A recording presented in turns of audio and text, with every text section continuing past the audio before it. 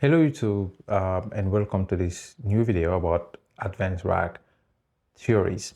So in this video, we'll talk about re-ranking. Re-ranking is a pretty popular concept. In this video, I'll explain the concept behind re-ranking and why you need re-ranking and how it can actually improve your results. So let's get started.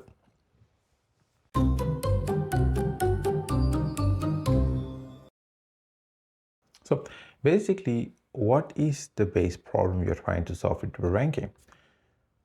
If you understand well what embeddings are about, you understand that what you're trying to do is to fit a long text into a small vector space. And if you worked on the data structure map, you will understand that mapping a long space, mapping data in a larger space into a smaller space will make you lose some part or some context from this data. Especially when you cannot map it back, right? So what we have here is that you're trying to compress a large text into a smaller vector, and you will probably lose context. So when you do a vector search from a large set of embeddings, what you're trying to do is to be as fast as possible and measure the distance as fast as possible so that you can retrieve the document you need for your RAG system. And in this case, the accuracy itself is kind of traded a bit with the speed. So what the ranking does is apply a more comprehensive process on your retrieved document to give you a better ranking of the data that you have based on the context of the query.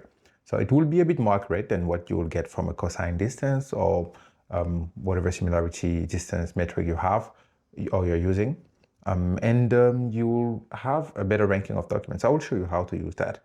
And unfortunately, at the end, I will just give you an overview of that because in the langchain documentation right now, in the new version, most of these are actually based on closed source cross-encoder models. But I will actually show you the concept. It's quite simple. So let me give you the problem first. We have here a set of documents, and the user will ask for a query like, what is the limit for educational reimbursement? Your semantic search will retrieve a top something. So let's say you're retrieving top 3 documents. And what will happen here is that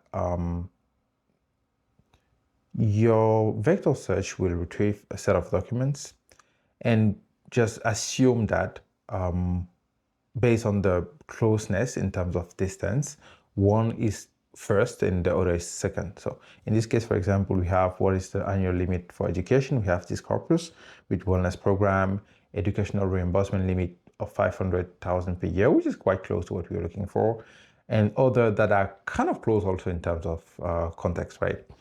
So the AI may rank the first like 1, 3, and 4 and add it to the context window. Because you're picking only 3, you will leave some context out.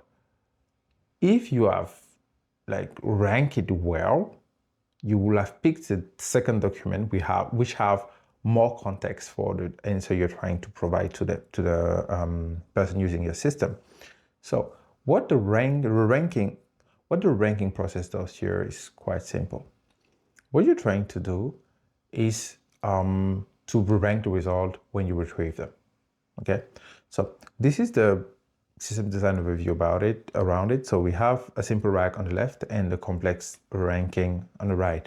The simple RAG, you get a query, you embed vector search, top K, and an LLM. But for the re-ranking strategy, you have the first path, which is kind of close to what you have here. But what you have here will retrieve like top 5 or top 10 to not overload your context window.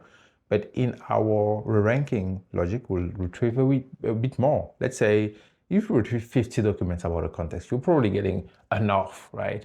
But you will not be passing all that because you don't want to burn tokens and you don't want to overload your context window. So what you will do from these 50 extracted documents is that you will use a trust encoder model or just a simple ranking algorithm, lexical algorithm like BM25 to rank them, like give them a different ranking. And in this case, we're using a trust encoder, it will rank the top 50 documents in the order that's a bit more accurate than what the vector store gave you. And you're just now picking 5 or 10 based on the new ranking and pass it to an LLM. So what it means for our example we had before is that when we retrieve doc 2, doc 3, 1, 4, and 2, in the first step, we could have just picked the first 3 and left out the second one. But the ranker will rank them again and be like, oh, the second document is quite interesting in that case, so I'll just put it first. And you're actually picking the right documents based on the context that's provided, and you're passing it to an LLM. So you have more chance of getting a better a response at the end, or documents that are more close to the question, the original question of the user. So this is one technique. We have way more techniques like hypothetical document embedding, iterative retrieval, and other things. I made some video about some of these techniques. Put the link in the description below, and more video to come about advanced RAG techniques. So don't forget to subscribe. Yeah, basically that's the concept, and that's how it's being done. It's pretty simple with langchain, extremely simple. Let me show you. So here we have a set of retrievers, so here we have a set of ranking logics. So I'll just be showing you what you may already know. So here you just do the same thing you'll do with langchain. We did it in almost all tutorials on the channel. You have a set of document, you embed the document, the way you'll do it anywhere, and you just have a ranking logic here, right? So when you get all your documents that you got from your vector store, you just call the rerank the rank logic on the documents and the query, and you specify the number of document you want to take. So from the 50 to the 5, this single line will actually rank it for you, so you can pass it to your LLM at the end. So that's basically it. Thank you for watching. If you want to understand a bit more about the concept we explained or talked about here, put a comment in the description, and yeah, I will try to do more video, more in-depth video about it, or just hands-on tutorial on how to use it with langchain in some kind of notebook or something. Yes, thank you for watching, and see you in the next one.